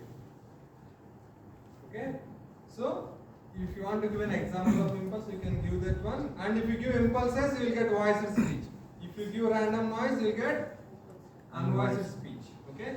So we want to model this mathematically. So we assume this one as this error signal. This one.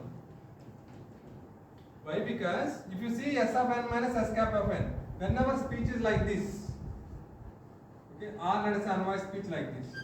So this prediction, if you see the prediction error, this is the error signal, right? If you see, the error also will look like this. Wherever there is a significant change, your prediction fails. This will also be like this. If it is a random noise, it will be like this. If you see, if you observe, it is close to your excitation. Because whenever this opening is there is a impulse kind of things. So the approximate version of this excitation source is your error signal E of n. Okay. And here, what is this one? This one vocal tract system will be output by input. Na? What is output by input? What is S of Z, B of Z? This is? Huh? 1 by 1 minus sigma k equal to 1 to p ak Z power minus k.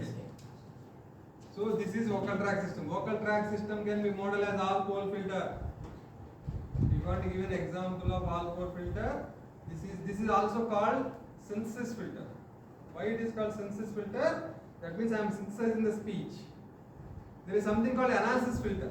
Analysis filter means opposite of it. You will give speech as an input, because ultimately what we have is a speech only, because we don't have this one, we don't have this one.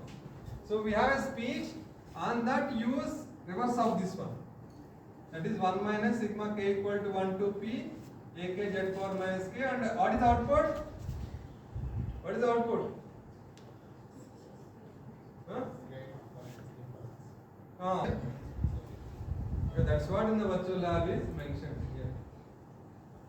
S of n is the input, and you have a 1 minus sigma k equal to 1 to p ak z power minus k. Output they are mentioning it as r of n residual, or we are mentioning it as d of n. Okay. So this is called analysis equation, because you are analyzing the speech and getting an example. This is an example of FIR filter. This is an FIR filter. This is IR filter, all pole filter, synthesis equation, LTI, impulse. All signal processing faculty should take this lecture on speech production to explain what is impulse, what is speech production, and that is the logic. This is also why it is more important. This is the logic behind all speech coders. This simple modeling is not there. Speech this mobile technology is not there, because it is very difficult to transfer 64 kbps. So instead of 64, if you transfer 12 kbps, that means instead of one user, you can send 5 users data. Right? That is the power of this mobile analysis. And more importantly, this is done by one of the Indian scientists in the lab. I will show him, and we can stop there.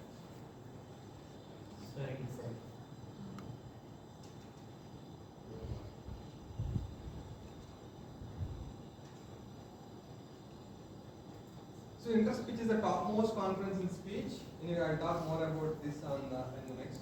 But with a lot of difficulty, it came to India, in 2018. It happened in Hyderabad. Okay, in that.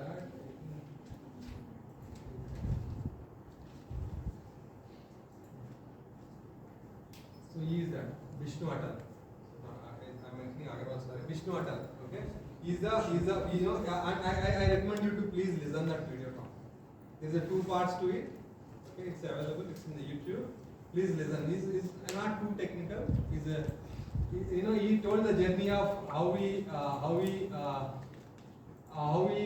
came to the idea of this linear prediction. How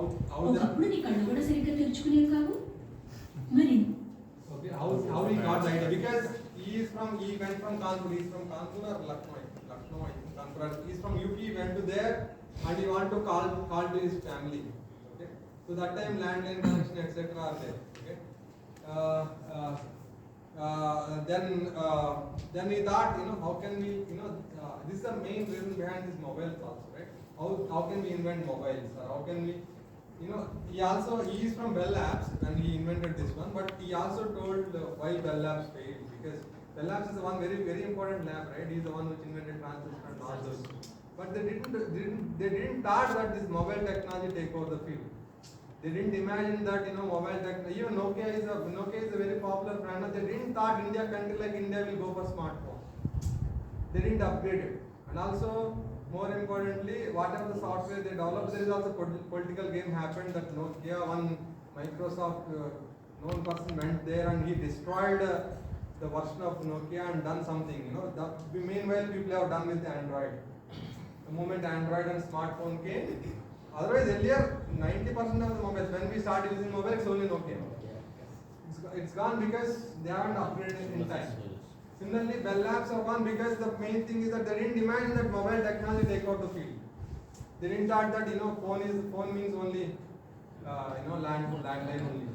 Okay, so those summaries also he mentioned in his own words. It's around 40 minutes to 1 hour talking 2 parts. So please listen, because he is the one behind this small idea of linear prediction, and also he mentioned how he got that idea. Because of he and his lab assistant or lab person discussion. Through his discussion, and also linear prediction is not from speech, they adopted from somewhere. So small idea how it became a big impactful idea. He told in his journey. Okay, so yeah. So please listen that lecture. Okay.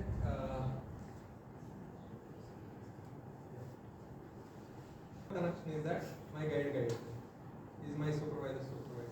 He guided anywhere around 47 to 47 PhDs. And wherever you go across the world, if you are working in speech, I can conveniently say I know examiner because he is world known in speech. Okay. So I will wind up just mentioning his thoughts, and then that will be a good motivation for the next session. He is known as an unconventional Sultan of speech. Unconventional Sultan is what the name given to him, because he is a good researcher. Why? Because whatever people do, he don't do in that. You do in a different direction. His two main contributors. He is IEEE fellow. He is he got very good recognitions for his work, but little late because he didn't went with the path along. The popular path. He didn't went on the popular path. He went on the other complementary path. He questioned why you have to go in this path. For example, simple example. All of you know Fourier transform? Yes. In that, what is the outcome of Fourier transform? Frequency. What it will give? Frequency domain. What are the two outcomes we get from Fourier transform? Yeah. We give a question, give to calculate the Fourier transform, plot what? Magnitude spectrum and phase. All of you, what you will more depend on, magnitude spectrum or phase spectrum? Magnitude. All of you like magnitude spectrum. But he says that he taken the phase spectrum and proved that how to use phase spectrum in a proper way that get better information than magnitude spectrum. Phase has a problem of phase warping, etc. But how to cleverly use cleverly use the phase spectrum to get better information than magnitude spectrum. That is what his thought process. That's where he started group delay. Group delay is a derivative of phase.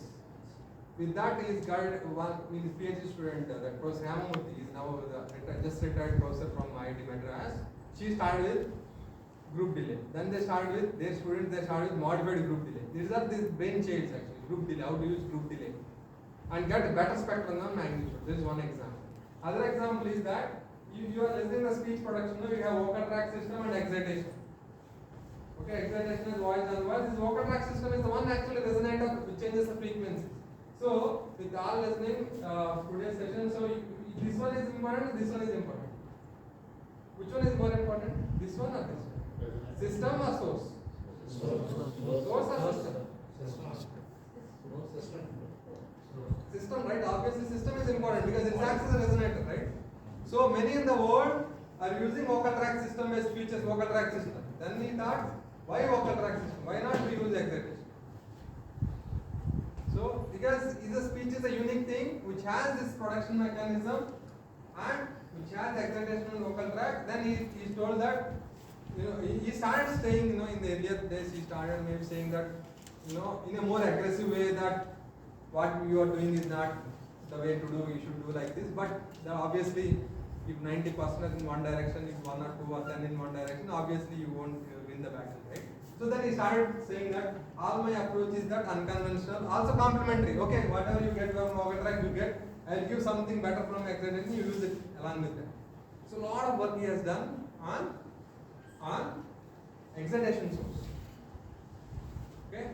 So and also and also trying to look in a different way, actually, problem in a different direction. Okay.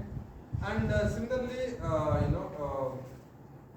he also worked on neural networks. Actually, his book is very famous. He has written in 2000 itself that neural networks with Professor Eckner, and you can go through it.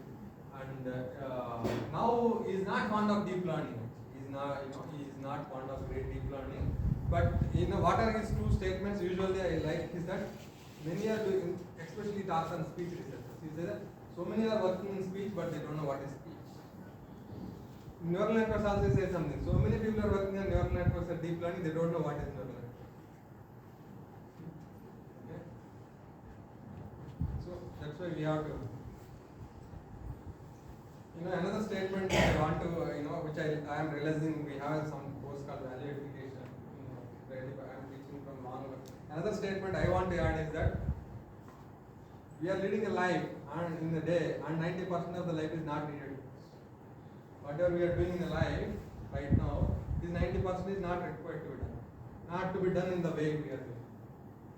From the food what we are eating, from the things what we are doing, because of lack of our understanding, we are doing absolutely wrong. You just simple thing is that you list down the foods what you are eating and what is their need for the body. Actually, we are eating third grade food. In the name of development, in the name of something, we are eating third grade food. So anyway, you have, in the next session I will tell you how to do the research and also few thoughts, just you want to, how to, we have to see, the thing is that, fast or some direction will go very fastly and we are going in, let's say 10 different aspects are required for our life. For example, at least, when our parents, etc., at least 4 or 5 directions are correct. Maybe they are eating good food, or there, at least 4 or 5 things are correct, and maybe 4 or 5 things are wrong. We come to the current generation that most of all our directions are wrong. Okay. So the thing is that we don't even realize that. That is the great thing, because we are all busy with our mobile. So something is there to engage us, right? We don't worry. So that's where we are leading. So it's a high time for us to stop and look back what we are doing. That's why this induction program, all of you conduct for first years, right? Yes. The motivation for the induction program is that it's actually initiated from AICTE Hyderabad. That is one of the platforms where we have this value education as a part of the curriculum. This, I think, even the faculty, all faculty, as per the AICTE norms, you may be following or not, but as per the AICTE norm, all faculty should attend the universal human values course. That is initiated from AICTE. That is one of the contribution from AICTE Hyderabad, because that is the course which introduced first in the engineering curriculum at AICTE Hyderabad. After 10 years of ups and downs, the curriculum is transferred to AICTE, and many schools and colleges are now following. Because we are setting a wrong goals, wrong motivations to the young generation. Okay. So anyway, we will talk more about that, the research directions and few other aspects in the afternoon session. So in summary, in the technical discussion, in summary, what I am trying to do is that, what I am trying to convey, the 2 points which I want to convey is that the areas have changed dramatically from last 2-3 years. Okay. So it's extremely difficult to find new problems to address. And second thing is, especially in the field, whatever may be your area of research, whatever may be, even if you are, whatever may be your branch of engineering, etc., AI is a tool. AI is not computer science, AI is not electronics, AI is a mathematical tool, mathematical algorithms. Now they are giving efficient results, so as a tool, everybody should learn. I am not saying right now jobs are there, we don't know what is the future. At least 4 or 5 years, no issue, but we don't know the future. I am not saying AI will survive, you will survive everything, but what is my message is that you should not be a layman in AI. Whatever may be your area of research. Because in communication, basically in communication, people are designing a decoder with a decoder and denoiser, everything with deep learning. Right? So when I went to AICTE in somewhere near London in 2019, just before COVID, they have a special session on AI in communication. Did anybody thought, communicate, all of you are reading modulator, demodulator, did you thought demodulator will be replaced with the machine learning model? That's what going to happen. So whatever, in VLSI people are using, one problem is how to port this AI algorithms on FPGA kind of problems. Efficiently, how can you put it on edge devices? Other thing is that, for let's say VLSI design aspects, how much, there are so many fabrication parameters need to predict. How can we use AI for that? I want this much length and this much. You take data from successful models and build a machine learning model, give your requirements, you may get the approximate design parameters automatically.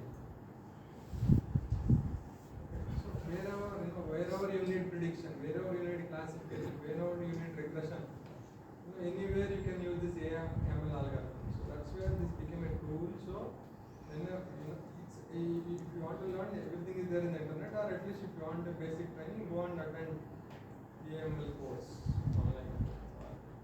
So much is available.